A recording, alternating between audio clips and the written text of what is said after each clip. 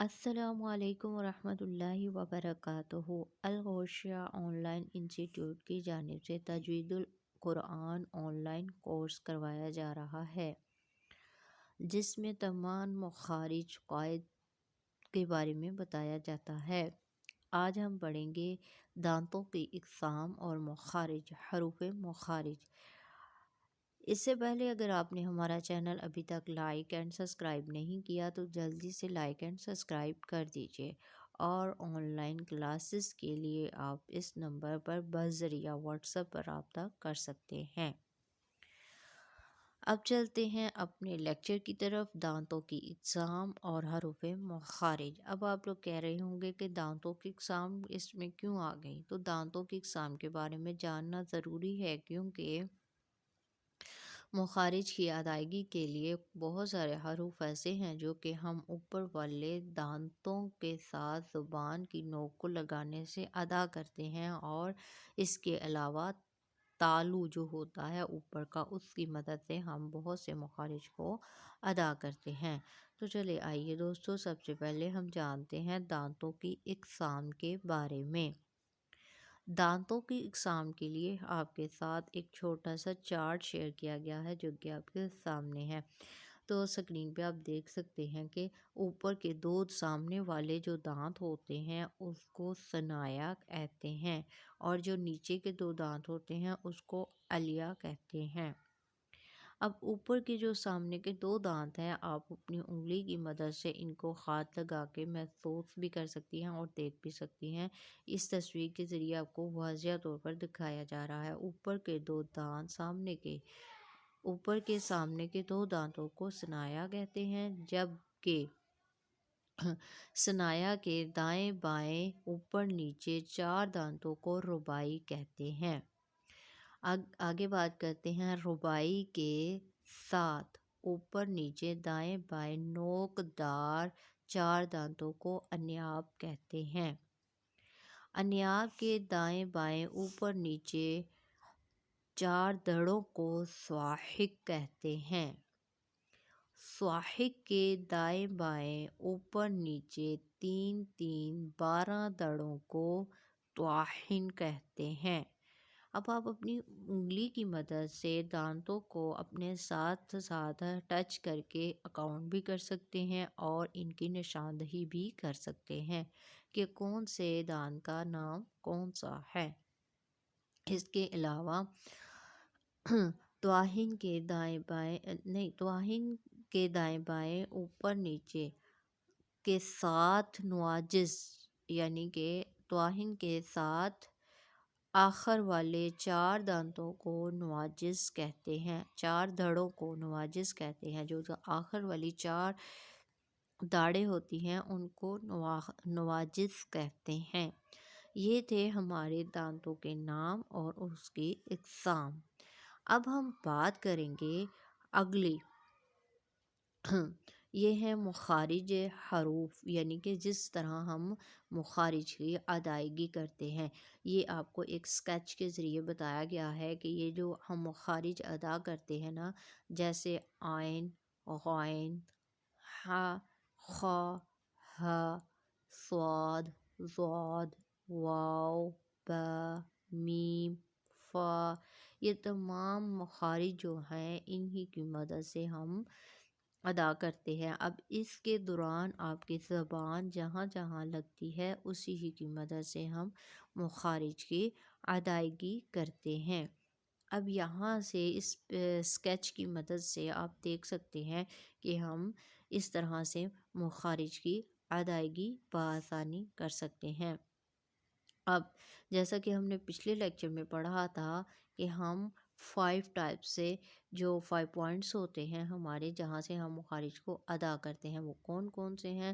شفتان، سب سے پہلے شفتان یعنی کہ ہونٹوں کو کہتے ہیں، لسان زبان، خلق یعنی گلا، نمبر 4 جوف دہن یعنی منہ کا خالی حصہ، اور خشوم یعنی ناک کی ہڈی سے۔ تو یہاں آپ دوستو دیکھ سکتے ہیں کہ اس کی مدد سے ہم اپنے مخارج کی ادائیگی کرتے ہیں۔ اب اس کے بعد ہم بات کرتے ہیں جو کہ بہت زیادہ سمجھنے کی اور دیکھنے کی ہے، وہ کیا ہے وہ بھی دیکھ لیتے ہیں۔ تو اب اس کے ساتھ آپ کو آگے ہم بتائیں گے مخارج، یعنی کہ جو مخارج ہوتے ہیں، کون کون سے مخارج ہوتے ہیں۔ اب ان کے نام، ان کی ڈیٹیل کے بارے میں تھوڑا سا دیکھ لیتے ہیں۔ سب سے پہلے حروف حلقی یعنی حلق، گلے سے ادا ہوتے ہیں جو، وہ کون کون سے ہیں؟ عین، ہا، حلق کے نیچے والے حصے سے ادا ہوتے ہیں، عین، ہا۔ اب اس کی ادائیگی میں، اس کی آواز میں آپ لوگ دیکھیں گے، عین، حمزہ، حمزہ، ہا، جبکہ خلق کے درمیان والے حصے سے عین اور ہا ادا ہوتا ہے، جبکہ ہم نے پہلے حصے میں دیکھا، نہیں نیچے والے حصے میں ہم نے دیکھا حمزہ، ہا، اور درمیان والے حصے میں ہم نے دیکھا عین اور ہا، جبکہ خلق کے اوپر والا حصہ جو ہوتا ہے اس سے ہم غائن اور خا ادا کرتے ہیں۔ اب جب آپ کو اس سے واضح سمجھ آ گئی ہوگی کہ اوپر والا حصہ جو ہوتا ہے اس سے ہم غائن اور خا کی ادائیگی کرتے ہیں، درمیان والے حصے سے عین اور ہا کی ادائیگی کی جاتی ہے، جبکہ نیچے والے حصے سے حمزہ اور ہا کی ادائیگی ادا کی جاتی ہے۔ اب بات کرتے ہیں حروف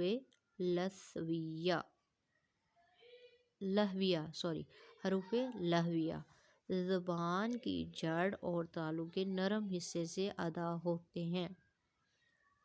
قاف، یہ والا قاف جو کہ نقطوں والا ہوتا ہے، اس سے موٹا بھی پڑھا جاتا ہے اور زبان کی جڑ اور تالو کے نرم حصے سے ادا ہوتا ہے۔ اب بات کرتے ہیں کاف۔ اب اوپر والا قاف جو ہے اس کو پر پڑھا جاتا ہے اور نیچے والا قاف باریک پڑھا جاتا ہے، یعنی زبان کی جڑ اور تالو کے سخت حصے سے ادا ہوتا ہے۔ اس کے بعد آ جاتا ہے حروف شجریہ۔ حروف شجریہ زبان کے درمیان اور تالو کے درمیان سے ادا ہوتے ہیں۔ کیسے؟ جیم، شین، یا۔ اب جب آپ لوگ بولیں گے تو آپ کو یہ خود محسوس ہوگی کہ آپ کی زبان کہاں کہاں اور کون کون سے پارٹ کو ٹچ کر رہی ہے، تو پھر یہ ادا ہو رہے ہیں۔ حروف حافیہ زبان کی کروٹ اور اوپر کی دھڑوں کی جڑ سے ادا ہوتے ہیں۔ ضاد، ضاد، ٹھیک ہے۔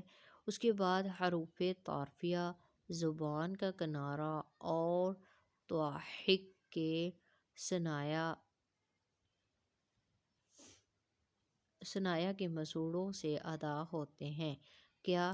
لام اور نون، لام، نون، را، را بھی اسی میں آتا ہے۔ اس کے بعد ہم بات کرتے ہیں حروف نطائیہ۔ حروف نطائیہ کون کون سے ہوتے ہیں؟ زبان کی نوک اور اوپر کے دانتوں کی جڑ سے ادا ہوتے ہیں۔ حروف نطائیہ ہوتے کون کون سے ہیں؟ تا، دال اور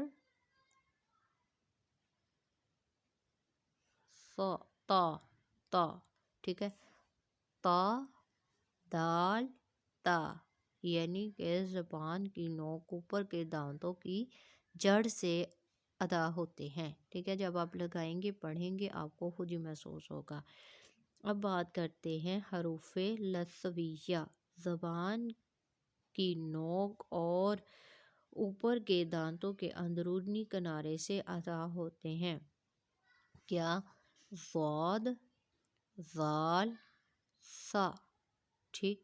اس کے بعد بات کرتے ہیں حروف صغیریہ زبان کی نوک اور دانتوں کے اندرونی کنارے سے ادا ہوتے ہیں۔ صاد، ذا، سین، کچھ لوگ اسے صاد پڑھتے ہیں، کچھ لوگ اسے صاد پڑھتے ہیں، ٹھیک ہے۔ تو دونوں مخارج پڑھے جاتے ہیں۔ اس کے بعد بات کرتے ہیں حروف شفویہ.